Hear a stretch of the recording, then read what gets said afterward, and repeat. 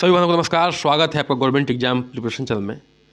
जो हम लोग का घटना चक्र बुक से प्रश्न उत्तर का सीरीज चल रहा है, उसका चैप्टर नंबर 13वां चल रहा है, जिस चैप्टर का नाम है जीवन चक्र के दौरान पोषण, शैशवावस्था, बचपन, किशोरावस्था, भारत में शिशु मृत्यु दर और मातृ मृत्यु दर।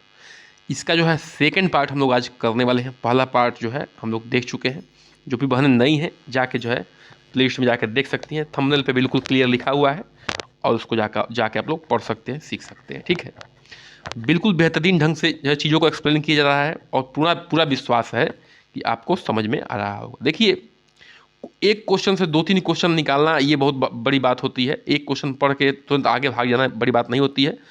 क्वेश्चन के गहराई तक भी जाना होता है। क्यों? क्योंकि अगर गहराई तक नहीं जाएंगे, समझ को परिपक्व नहीं बनाएंगे, तो तुरंत पढ़ने में और तुरंत भूलने में ज़्यादा देर नहीं लगता है। ठीक है, तो इसलिए जो है समय दे के अच्छे से सीखिए। अभी डेट की कोई वो नहीं आया हुआ है शेड्यूल, तो कृपया करके जो है आप लोग इस चीज़ पे बने रहिए। चलिए शुरू करते हैं। सफ़ेद एवं पीले रंग का सफ़ेद स्राव जो प्रसव के बाद 10 से 15 दिन तक रहता है, उसे कहा जाता है सफ़ेद या पीले रंग का सफ़ेद स्राव जो प्रसव के बाद, डिलीवरी के बाद 10 से 15 दिनों तक रहता है, उसे क्या कहा जाता है बताइए? लुचिया रूबा कहा जाता है, लुचिया सरोसा कहा जाता है, लुचिया अल्बा कहा जाता है, या ये सभी कहा जाता है? बताइए। जो 21वें का उत्तर होगा वो हो जाएगा सी, यानी कि लुचिया अल्बा कहा जाता है। ठीक है, एक्सप्लेनेशन देख लेते हैं। एक्सप्लेनेशन हमारा है कि सफ़ेद या पीले रंग का सफ़ेद येलोइश वाइट स्राव जो प्रसव के 10 से 15 दिनों तक रहता है, उसे लुचिया अल्बा या लुचिया अल्बा कहते हैं। ठीक है, लुचिया अल्बा कहते हैं जो प्रसव के 10 से 15 दिन तक जो है सफ़ेद या पीला सफ़ेद रंग का जो है जो भी स्राव होता है, लिक्विड। आगे बढ़ते हैं, अगले प्रश्न पे आते हैं। प्रश्न संख्या 22 पे आते हैं। प्रसव पूर्व माता को दी जाने वाली टीके के 2 खुराक के बीच में न्यूनतम कितने दिन का अंतराल होता है? ये तो बहुत आसान प्रश्न है। कितने दिन का अंतराल होता है बताइए? तो 1 महीने का, 2 महीने का, 3 महीने का या 4 महीने का। जो भी प्रसव के पहले माँ को टीका दिया जाता है, उसमें जो है 1 महीने का अंतराल होता है और 2 टीका दिया जाता है। ठीक है, तो इसका उत्तर हो जाएगा 22 का ए। प्रसव पूर्व जो है माता को दी जाने वाली टिटनेस टॉक्साइड की 2 खुराक के बीच का न्यूनतम 1 महीने का अंतराल होता है। ठीक है, कितने अंतराल होता है? 1 महीने का अंतराल होता है या 4 हफ्ते का अंतराल होता है, ऐसा ऑप्शन में आएगा। ठीक है, 1 महीना या 4 सप्ताह। ठीक है, ऐसा ऑप्शन में आ सकता है, तो दोनों को ध्यान रखिएगा। ये 4 सप्ताह है। ठीक है, 4 सप्ताह। अच्छा, मैं टेलीग्राम चैनल का लिंक जो है उसमें दे दूंगा, डिस्क्रिप्शन बॉक्स में दे दूंगा, आप लोग जाके ज्वाइन कर लीजिएगा। सबका PDF आपको मैं भेज देता हूँ, सेंड कर देता हूँ, जितनी भी चीज़ें पढ़ाता हूँ। ठीक है, तो कृपया करके उसको जाके चैनल को ज्वाइन कर लीजिए। आगे बढ़ते हैं। 23वें पे आता है कि महिलाओं में यौवन का पहला संकेत क्या है? यौवन मतलब कि जवानी आ रही है, यौवन आ रहा है, उसका पहला संकेत क्या है बताइए? आवाज़ में बदलाव होना, या अक्षीय बाल होना, या स्तन का विकास होना, या रजो दर्शन होना? तो 23वें का उत्तर हो जाएगा, वो हो जाएगा सी, यानी कि स्तन का विकास होना। ठीक है, यौवन का पहला संकेत है ये। तो प्रश्नगत विकल्पों में यौवन का पहला संकेत जो है स्तन विकास, यानी कि ब्रेस्ट डेवलपमेंट है। आगे बढ़ते हैं, क्वेश्चन संख्या 24 पे आते हैं। एक महिला जिसने अभी अभी एक बच्चे को जन्म दिया है, उसे क्या कहा जाता है? एक महिला जिसने अभी अभी तुरंत जस्ट एक बच्चे को जन्म दिया, उसको क्या कहा जाता है? प्योर पेरा, पार्टूरिएंट, या प्राइमी ग्रेविडा, या प्राइमी पारा? ठीक है, तो जो 24 है उसका उत्तर हो जाएगा आपका ए, यानी कि प्योर पेरा। ठीक है, तो एक महिला जिसने अभी अभी एक बच्चे को जन्म दिया है, उसे प्योर पेरा कहा जाता है। ठीक है, आगे बढ़ते हैं। देखिए, ऐसे प्रश्नों को बिल्कुल आपको याद कर लेना है, रख लेना है, क्योंकि ऐसे प्रश्न आपको उनको छांटना है, आपको सिलेक्ट नहीं करना है। कैसे भी करके कुछ भी पूछ के आपको छांटने की कोशिश करेंगे, तो हर तरह से आप तैयार रहिए। रटने वाले से लेके कंसेप्चुअल क्वेश्चन से लेके हर एलिमिनेशन मेथड, हर मेथड अपने आप में तैयार रखिए। समय दीजिए पढ़ाई लिखाई पे, तभी जो है ऐसा हो सकता है। ठीक है, आगे बढ़ते हैं, अगले प्रश्न पे आते हैं। प्रसव अधिष्ठान के लिए दवा का उपयोग में लाई जाती है। ठीक है, प्रसव को एक्टिवेट करने के लिए और जो है जल्दी हो जाए उस चीज़ को करने के लिए कौन सी दवा का प्रयोग किया जाता है? इग्रोमेट्रिन का, ऑक्सीटोसिन का, प्रोजेस्टेरॉन का, या मिथाइलजाइमर का? ठीक है, तो प्रस्राव अधिष्ठान को के लिए जो है किस दवा का प्रयोग करते हैं, तो उस दवा का प्रयोग करते हैं, उसका वो है बी यानी कि ऑक्सीटोसिन। प्रस्राव अधिष्ठान के लिए ऑक्सीटोसिन दवा का प्रयोग किया जाता है, ठीक है। अच्छा, ये ऑक्सीटोसिन दवा करता क्या है? तो जो लेबर होता है, जो जिस समय डिलीवरी होनी होती है उस समय जो है कंट्रैक्शन को इम्प्रूव कर देता है, इम्प्रूव कंट्रैक्शन, ठीक है, इम्प्रूव कर देता है कंट्रैक्शन को, ठीक है। कंट्रैक्शन में क्या होता है? संकुचन, ठीक है। यूटेरस मतलब कि जो भी गर्भाशय का संकुचन है, जो दबाव बनाता है बच्चे को बाहर निकालने के लिए, उसमें ये दवा हेल्प करती है, ठीक है, लेबर के दौरान, ठीक है। और क्या करता है कि ब्लीडिंग को कम करता है, ब्लीडिंग को, बच्चे के जन्म होने के बाद जो भी ब्लीडिंग खून का बहाव होता है उसको कम करता है। क्या करता है? ये कम करता है। तो ये मुख्य रूप से दो काम है इस ऑक्सीटोसिन दवा का, कि कंट्रैक्शन को इम्प्रूव कर देता है, बढ़ा देता है जो भी हमारा गर्भाशय है उसके, और ब्लीडिंग को कम कर देता है, खून के बहाव को कम कर देता है, कब? बच्चे के जन्म के बाद, ठीक है। तो इस चीज़ को ध्यान रखिएगा, ऑक्सीटोसिन का यूज हो गया। आगे बढ़ते हैं, क्वेश्चन संख्या 26 पे आते हैं। प्रस्थापन प्रजनन का सबसे अच्छा सूचक क्या है? प्रस्थापन प्रजनन का सबसे अच्छा सूचक क्या है? CBR, crude birth rate, TFR यानी कि टोटल फर्टिलिटी रेट, या NRR नेट डिप्रेशन रेट, या GRR ग्रास डिप्रेशन रेट। जो प्रस्थान प्रजनन का सबसे अच्छा सूचक है वो है आपका C यानी कि NRR नेट रिप्रोडक्शन रेट, ठीक है। क्या है? नेट रिप्रोडक्शन रेट है आपका 26वें का उत्तर, ठीक है। अब देखिए, प्रस्थान प्रजनन की रिप्लेसमेंट फर्टिलिटी का सबसे अच्छा सूचक नेट रिप्रोडक्शन रेट है। क्या है? नेट रिप्रोडक्शन रेट है। प्रस्थान प्रजनन का अवस्था तक तब आती है जब प्रजनन जो है NR का मान जो है 1 होता है। देखिए, अब प्रस्थान प्रजनन क्या है इसको समझते हैं, पहले समझने की कोशिश करते हैं। ये वो चीज़ है जिसमें एक जनरेशन से दूसरा जनरेशन पूरा चेंज हो जाता है। क्या होता है? पूरा का पूरा जनरेशन चेंज हो जाता है, उसको प्रस्थान प्रजनन कहा जाता है, ठीक है। उसको क्या कहा जाता है? प्रस्थान प्रजनन कहा जाता है। तो उसी को, उसका मुख्य जो सूचक है वो है NRR यानी कि नेट रिप्रोडक्शन रेट, ठीक है। आगे बढ़ते हैं, क्वेश्चन संख्या 27 पे आते हैं। प्रारंभिक गर्भावस्था बनाए रखता है, ठीक है। प्रारंभिक गर्भावस्था कौन बनाए रखता है? प्लेसेंटा है, कार्पस ल्यूटियम है, वक्ष स्थल है, या ग्रेफियन फॉलिकल्स है, ठीक है। जो प्रारंभिक गर्भावस्था बनाए रखता है वो है आपका बी यानी कि कार्पस ल्यूटियम, ठीक है। देखिए, अभी चित्र के माध्यम से इस चीज़ को समझेंगे तो ज़्यादा समझ में आएगा। जो कार्पस ल्यूटियम है वो अंडाशय में स्थित एक अंतःस्रावी ग्रंथि है। क्या है? अंडाशय में स्थित एक क्या है? अंतःस्रावी ग्रंथि है कार्पस ल्यूटियम। यह स्त्रियों में मासिक चक्र को नियमित रखने में क्या करता है? इसका काम देखिए क्या है, कि मासिक चक्र को नियमित रखना और प्रारंभिक गर्भावस्था बनाए रखने में उत्तरदायी होता है। देखिए, जब तक मासिक चक्र नियमित नहीं होगा तब तक गर्भ ठहरना बड़ा मुश्किल होता है, ठीक है, ध्यान रखिएगा। तो मासिक चक्र को नियमित करता है और प्रारंभिक गर्भावस्था को बनाए रखने में क्या करता है? ये हेल्प करता है। कौन? बताइए। वो है कार्पस ल्यूटियम। कार्पस ल्यूटियम होता कहाँ है, इस चीज़ को हम लोग देख लेते हैं। चलिए, इस चीज़ को देखिए कि कार्पस ल्यूटियम कहाँ पे है, ठीक है। तो देखिए, ये हमारा पूरा जो भी प्रजनन अंग है महिला का वो है, ठीक है। और उसके बाद जो है ये फाइलोपियन ट्यूब है, और ये ओवरी है, अंडाशय है, ठीक, ओवरी है, ठीक है। अब यहाँ पे जो ये चित्र है, इस चित्र को यहाँ पे बड़ा कर दिया गया है, ठीक है, ध्यान रखिएगा।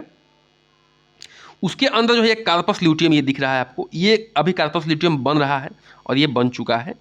तो यही कार्पस ल्यूटियम होता है। इसका मुख्य काम क्या है ये जान लीजिए।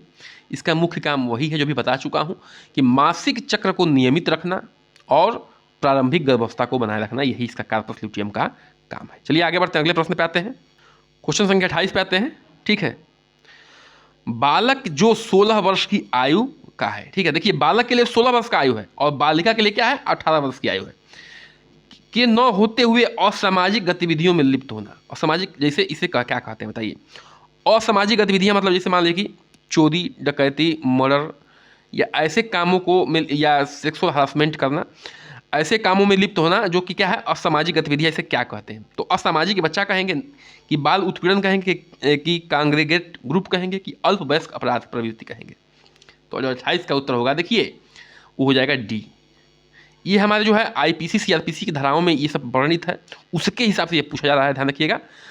ये मतलब मिलाइएगा, कहते संविधान में तो ये वयस्क जो है 18 वर्ष से ऊपर का होता है, तो 16 वर्ष यहाँ पे क्यों रखा गया है? नहीं, ये आईपीसी सीआरपीसी की धारा से जो है अल्पवयस्क अपराध प्रवृत्ति के बच्चों को डिफाइन किया गया है, तो वहाँ से इस चीज़ को लिया गया है, इस चीज़ को ध्यान रखिएगा, ठीक है। अब आपको जो है ये उम्र याद रखना है, बिल्कुल उम्र याद रखना, क्यों? क्योंकि बहुत ही बेहद ही इंपॉर्टेंट चीज़ है ये, ठीक है।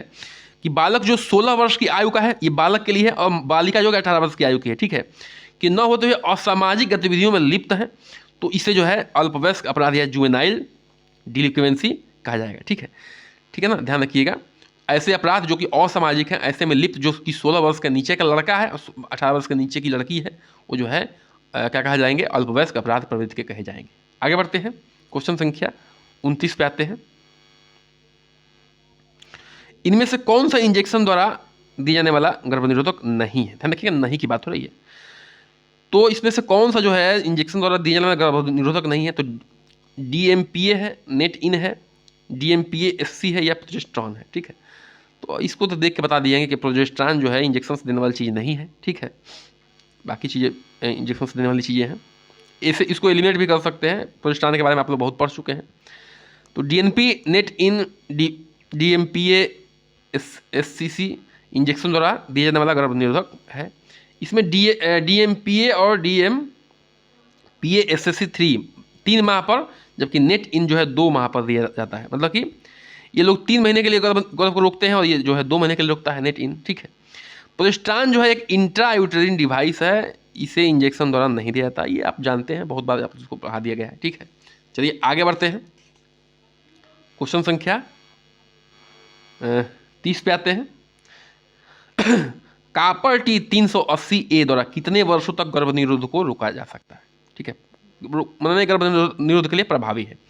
कॉपर टी एक मतलब कि द्वारा कितने वर्ष तक गर्भ को रोका जा सकता है, गर्भ ठहरने से? तो 3 वर्ष तक, 5 वर्ष तक, 6 वर्ष तक, या 10 वर्ष तक। तो जो तीसरा है उसका उत्तर हो जाएगा आपका, हो जाएगा डी, यानी कि 10 वर्ष तक रोका जा सकता है। तो जो कॉपर टी 380A है, अनुवांछित गर्भनिरोध को आसानी तरीके से रोकता है, ठीक है। इसका तरीका सामान्यतः 10 वर्ष तक जो है गर्भनिरोधक प्रभावी रहता है। कितने वर्ष तक? 10 वर्ष तक जो है ये गर्भ को रोकता है। कॉपर टी होता कैसा, इसको देख लेते हैं। देखिए यही है कॉपर टी, ठीक है। क्या है ये? कॉपर टी है, कॉपर टी 380A है, ठीक है। कॉपर टी 380A, ठीक है। अच्छा, इसको क्या किया जाता है कि गर्भाशय में स्पेशलिस्टों द्वारा फिट कर दिया जाता है, ठीक है, गर्भाशय में। उसके बाद क्या होता है, गर्भाशय में फिट करने के बाद जब भी स्पर्म जाता है तो इससे रिएक्शन करके, ये जो कॉपर दिख रहा है, इससे रिएक्शन करके क्या होता है, वो किल हो जाता है, मर जाता है। मतलब तो इससे क्या होता है कि इफेक्टिव नहीं हो पाता है उससे अंडाशय जाके गर्भाशय का मिलन, और जो है वो डेड कर जाता है, और डेड होने के बाद जो है स्पर्म जो है वहीं खत्म हो जाता है। तो कहने का मतलब इस तरह से जो है इसको रोक देता है, और ये 10 साल के लिए कारगर होता है, ठीक है, ध्यान रखिएगा। चलिए आगे बढ़ते हैं, अगले प्रश्न पे आते हैं। चलिए क्वेश्चन संख्या 31 पे आते हैं, ठीक है। गर्भाशय ग्रीवा का कैंसर को प्राथमिक रूप से रोकने के लिए निम्न उपाय हैं, एक को छोड़कर। किसको छोड़कर जो है निम्न उपाय हैं? बाकी जो है बाकी से गर्भाशय कैंसर रोका जा सकता है, लेकिन एक से नहीं रोका जा सकता, वही उत्तर होगा आपका। तो शादी की उम्र ज़्यादा होना, अब बताइए इससे कोई क्या मतलब है उसको रोकने से, कैंसर को रोकने से? कंडोम का प्रयोग करना इफेक्टिव होगा थोड़ा बहुत। यौन जनित रोगों को प्रभावी इलाज कराना, ये तो बहुत इफेक्टिव है। रेडियोथेरेपी करवाना, ये भी बहुत इफेक्टिव है। लेकिन शादी की उम्र ज़्यादा होना, इससे जो है गर्भाशय के ग्रीवा के मतलब मुंह पे जो कैंसर हो रहा है उससे कोई मतलब नहीं है रोकने से। तो इसका उत्तर हो जाएगा यही, नहीं, एक को छोड़कर पूछ रहा है, तो शादी की उम्र वाला होगा, ठीक है। उस चीज़ को हम दिखाएंगे, घबराइए मत, ठीक है। क्या होता है सर्वाइकल कैंसर या गर्भाशय के ग्रीवा पर कैंसर क्या होता है?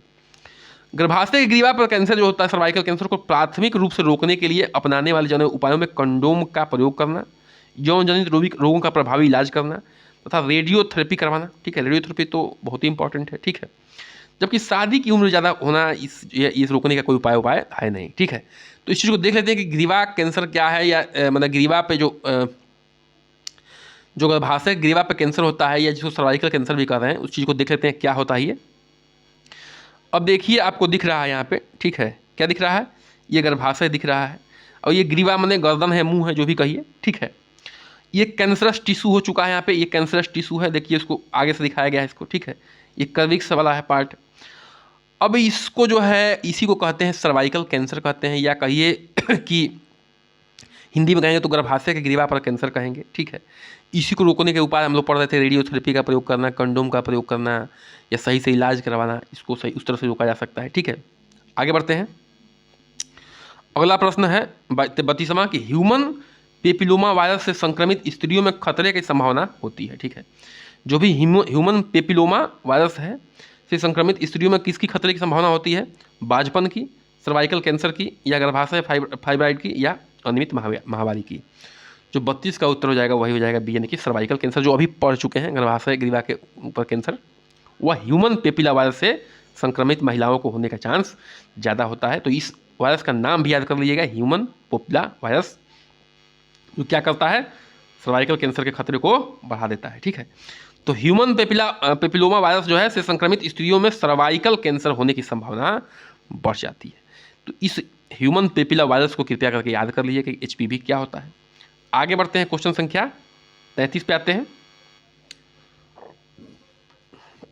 निम्नलिखित में से कौन सा मानव गुणसूत्र सबसे छोटा है, क्या है, निम्नलिखित में से कौन सा मानव गुणसूत्र सबसे छोटा है, इस चीज को देख लेते हैं। तो गुणसूत्र 10, गुणसूत्र 16, गुणसूत्र 20 या गुणसूत्र 21, ठीक है। जो मानव में सबसे छोटा गुणसूत्र वाला जो है वो है एक DNA की 21 गुणसूत्र वाला। मानव गुणसूत्र में सबसे छोटा गुणसूत्र जो है 21 होता है। गुणसूत्र की साधारण डिप्लोप्टीन डायकनीसिस गुणसूत्रों के सामने 2-2 युग्मित सूत्रों को बने होते हैं, ठीक है। मानव शरीर में 23 जोड़े गुणसूत्र पाए जाते हैं, लेकिन जो सबसे छोटा वाला है वो क्या है, 21 गुणसूत्र होता है, ठीक है। सबसे मानव गुणसूत्र में सबसे छोटा गुणसूत्र जो है वो 21 होता है। तो इस चीज़ को ध्यान रखिएगा, रट लीजिएगा, ठीक है। एक बार आप लोग देख लेंगे, 2-3 बार तो ये याद हो जाएगा, उसमें बड़ी चीज़ नहीं है, इतना जो है दिमाग सबका काम करता है। IUCD का क्या तात्पर्य बताइए, IUCD का तात्पर्य क्या है, इस चीज़ को देख लीजिए। तो इंट्रायूटेरिन कंट्रोल डिवाइस है, कि इंट्रायूटेरिन कापर डिवाइस है, या इंट्रायूटेरिन कंट्रासेप्टिव डिवाइस है, या इंट्रायूटेरिन कंटिन्यूअस डिवाइस है, ठीक है। अब देखिए इसका फुल फॉर्म तो एकदम रट लेना है, इसका फुल फॉर्म क्या है, इसका फुल फॉर्म है C, यानी कि इंट्रायूटेरिन कंसेप्टिव डिवाइस। अब देखिए इसको पढ़ लेते हैं कि IUCD का जो पूरा नाम है इंट्रायूटेरिन कंट्रासेप्टिव डिवाइस। ये क्या करता है कि देखिए इसको गर्भाशय में लगाया जाता है, ये T शेप का होता है, और क्या करता है, प्रेगनेंसी को प्रिवेंट रोकता है, वही कापर टी वाली बात है। इसको देख लेते हैं उस वहाँ पर जाके गर्भाशय में कैसे यूज होता है ये। अब देखिए ये जो है IUCD है, ठीक है, IUCD वही कापर ट्यूब, ठीक है। इसको जो है गर्भाशय में ऐसे यूज कर लिया गया है, जब भी यहाँ से स्पर्म जाता है, ठीक है, ये स्पेशलिस्टों द्वारा लगाया जाता है, ध्यान रखिएगा। जब भी ये लगाया जाता है, देखिए यहाँ से जब स्पर्म जाता है तो क्या करता है, इससे रिएक्शन करके और यहीं पे किल हो जाता है, मर जाता है, फिर जो है धीरे से निकल जाता है रिसाव हो गया। तो कहने का मतलब ये है कि ये जो है ये स्पर्म को डेड कर देता है, मार देता है, डैमेज कर देता है, और इस तरह से जो है काम करता है। तो IUCD का प्रयोग देख लीजिए यहाँ पे ऐसे किया जाता है, इस चीज़ को ध्यान रखिएगा, और ये स्पेशलिस्टों द्वारा, विशेष करके डॉक्टरों द्वारा लगाया जाता है। आगे बढ़ते हैं, क्वेश्चन संख्या 35 पे आते हैं, ठीक है। लिवेनोग्रेस्ट्रल LNG या IUCD को कितने समय में बदल देना चाहिए, ठीक है। तो बताइए 5 वर्ष में, 10 वर्ष में, या 15 वर्ष में, या 20 वर्ष में। तो 35 का उत्तर हो जाएगा बी, यानी कि 10 वर्ष में। मैं बताया था कापर टी जो है 10 वर्ष के लिए काम करता है, 10 वर्ष के लिए गर्भ निरोधक को रोकता है। तो इस चीज़ को ध्यान रखिएगा, ठीक है। आगे बढ़ते हैं। तो वही चीज़ लिखा हुआ है कि लिनोग्रेस्ट्रल या LNG IUCD को 10 वर्ष में बदल लेना चाहिए। इस युक्ति का प्रयोग जो है गर्भधारण को रोकने के लिए प्रभावी होता है। आगे बढ़ते हैं, क्वेश्चन संख्या 36 पे आते हैं। नीटेन यानी कि नोरेथ्रिस्ट्रोन इथेनेट गर्भधारण से कितने समय के लिए बचाता है, ठीक है। तो जो नीटेन है, नोरेथ्रिस्ट्रोन इथेनेट है, एक तरह की क्या है, ये दवा है, क्या है, दवा है, केमिकल कंपाउंड है, ध्यान रखिएगा, इसको याद कर लीजिए। ये कितने समय के लिए आपको जो है बचाता है, किससे? गर्भधारण से बचाता है, 1 माह से, 2 माह से, 3 माह से या 4 माह से। तो जो इसका उत्तर हो जाएगा 36वें का हो जाएगा, वो हो जाएगा बी, यानी कि 2 महीने से बचाता है। ये क्या करता है कि हार्मोनल बर्थ कंट्रोल करता है, ठीक है। हार्मोन को क्या करता है? हार्मोन से एक खिलवाड़ करता है महिला के, और उस तरह से क्या करता है? रोकता है। किसको? बर्थ को, माने कि अनवांटेड बर्थ को रोकता है, ठीक है। कितने महीने के लिए? 2 महीने के लिए। ये एक दवा है, ठीक है। निटिन कहिए या नार्थिस्टोन इथेनेट कहिए, ठीक है। चलिए आगे बढ़ते हैं। क्वेश्चन संख्या 37 पे आते हैं। आईयूसीडी का सबसे अधिक पाया जाने वाला प्रतिकूल प्रभाव क्या है, मतलब इसका साइड इफेक्ट क्या है, बताइए। तो इक्टोपिक प्रेगनेंसी है, या एक्सेसिव मेंस्ट्रुअल फ्लो है, या रप्चर ऑफ यूट्रस है, या एक्सप्लोजन ऑफ आईयूसीडी है। तो जो इसका सबसे खराब प्रभाव है ये एक्सेसिव मेंस्ट्रुअल फ्लो है, जो अभी हम लोग देखे थे किसमें, कि जो सॉरी गर्भाशय के अंदर जो है, गर्भाशय के अंदर जो है टी शेप का लगा हुआ था, ऐसे टी शेप का लगा हुआ था, ठीक है, आईयूसीडी, उसी की बात हो रही है। तो सबसे उसका खराब प्रभाव क्या है? तो सबसे खराब प्रभाव ये है कि एक्सेसिव मेंस्ट्रुअल फ्लो, माने कि क्या होता है? अत्यधिक, जब भी माहवारी आती है तो उसमें अत्यधिक खून आता है। आईयूसीडी का कारण है यौन संभोग के दौरान महिलाओं और उसके पति के दोनों में असुविधा होती है। आईयूसीडी के कारण जो है यौन संबंध में भी क्या होता है? असुविधा तो होगी। क्यों? क्योंकि ये एक तरह से कड़ा अंदर चीज़ है, तो क्या करता है, ये अंदर टच होगा तो क्या होगा? थोड़ा सा दर्द बनेगा हल्का सा। और इसका एक और है कि मतलब कि असुविधा भी होती है, और आईयूसीडी के कारण जो है एक्सेसिव मेंस्ट्रुअल फ्लो और कैंसर भी हो सकता है। ध्यान रखिएगा, ये तीनों सारी चीज़ें देखिएगा। मेटल है, हमेशा ब्लड के कांटेक्ट में रहेगा तो कैंसर होने के चांस बन सकते हैं। और ये भी है कि एक्सेसिव मेंस्ट्रुअल फ्लो भी होता है। तो जो मैंने 4 ऑप्शन दिया हुआ था उसमें से वही एक ऑप्शन दिया हुआ था एक्सेसिव मेंस्ट्रुअल फ्लो। लेकिन आपको तीनों चीज़ जानना है कि कैंसर के खतरे भी होते हैं, एक्सेसिव मेंस्ट्रुअल फ्लो भी होता है, और संभोग करने में भी समस्या क्रिएट होती है। आगे बढ़ते हैं, क्वेश्चन संख्या 38 पर आते हैं। साप्ताहिक आयरन और फोलिक एसिड सप्लीमेंट कार्यक्रम, ध्यान रखिएगा ये कार्यक्रम है, ठीक है, एक कार्यक्रम है। क्या है? WIFS एक कार्यक्रम है, साप्ताहिक आयरन और फोलिक एसिड सप्लीमेंट एक कार्यक्रम है, जो किस लिए है? ये किशोरियों और स्तनपान करने वाली महिलाओं के, माताओं के लिए है, कि किशोर लड़के के लिए है, गर्भवती माता और स्तनपान करने वाली माता के लिए है, या गर्भवती महिला के लिए है, या किशोर लड़के और लड़कियां के लिए है। तो जो तीसरा होगा वो उसका उत्तर हो जाएगा डी, यानी कि किशोर लड़के और लड़कियों के लिए है, ठीक है। तो साप्ताहिक आयरन और फोलिक एसिड जो है सप्लीमेंट कार्यक्रम जो है किशोर लड़के और लड़कियों के लिए है। इस कार्यक्रम को याद कर लीजिएगा। आयरन का बताया था अभी, जो पढ़ रहे थे हम लोग, तो उसमें बताए थे कि जो किशोरावस्था होता है उसमें खून की कमी बहुत ज़्यादा होती है, मैक्सिमम ये पाया गया है। तो ये आयरन सप्लीमेंट इसलिए दिया जा रहा है कि आपको जो है ब्लड की कमी ना हो, RBC की कमी ना हो ब्लड में, ठीक है। और फोलिक एसिड मतलब कि जो भी सेल्स डेवलपमेंट होते हैं, मांसपेशी डेवलपमेंट होती है, उसमें ये हेल्प करता है फोलिक एसिड। आगे बढ़ते हैं। सब कुछ आपको बताया जा चुका है, ये सब चीज़ें। परिवार नियोजन के लिए राष्ट्रीय कार्यक्रम आधिकारिक तौर पर किस वर्ष में शुरू की गई थी? ध्यान रखिएगा, ये बहुत ही इंपॉर्टेंट प्रश्न है और इस बहुत बार पूछा गया है अन्य एग्जाम में भी, खाली यहाँ ही नहीं, अन्य एग्जाम में भी, कि पारिवारिक नियोजन के लिए राष्ट्रीय कार्यक्रम आधिकारिक तौर पर किस वर्ष में शुरू किया गया था? 1951 में, 1952 में, 1956 में, या 2008 में? जो 39 होगा उसका उत्तर हो जाएगा बी, यानी कि 1952 में। कई बार बता चुका हूँ इसको, ठीक है। तो इस चीज़ को देख लीजिए कि परिवार नियोजन के लिए राष्ट्रीय कार्यक्रम आधिकारिक तौर पर 1952 में शुरू किया गया था। और एक बार और बता दूं कि यह जो जनसंख्या कंट्रोल करने के लिए पूरे विश्व भर में पहली राष्ट्रीय स्तर पर कार्यक्रम था। पूरे विश्व की बात कर रहा हूँ, विश्व स्तर पर पहला राष्ट्रीय कार्यक्रम था, ठीक है, ध्यान रखिएगा। आगे बढ़ते हैं आज के अंतिम प्रश्न पे। इसी के साथ आपसे निवेदन भी करते हैं कि कृपया करके चैनल को सब्सक्राइब कर दीजिए, लाइक करिए, शेयर करिए, कमेंट करिए, ठीक है। माला डी के मौखिक गर्भ निरोधक पैकेज में निम्न शामिल है। जो माला डी की मौखिक मुंह से खाने वाली दवाई होती है, दवा होती है, खाने वाली दवा, उसमें कैसा पैकेज होता है? तो 25 मौखिक गर्भ निरोधक गोलियां और 3 आयरन की गोली, 22 मौखिक गर्भ निरोधक गोली या 6 आयरन की गोली, 21 मौखिक गर्भ निरोधक गोली और 7 आयरन की गोली, या 20 मौखिक गर्भ निरोधक गोली या और 8 आयरन की गोली। तो भाई इसमें कौन सा उत्तर हो जाएगा? तो इसका उत्तर हो जाएगा सी, यानी कि 21 मौखिक गर्भ निरोधक गोली और 7 आयरन की गोली इसमें शामिल है। तो माला डी में देखिए गर्भ निरोधक में के पैकेज में 21 मौखिक गर्भ निरोधक गोली और 7 गोलियां किसकी हैं? आयरन की हैं। तो ये माला डी का पैकेज था। इस तरह से जो आज का सेशन समाप्त करते हैं। ठीक है, कृपया करके बन रही हमारे साथ, चैनल को सब्सक्राइब करिए, लाइक करिए, शेयर करिए। नमस्कार, जय।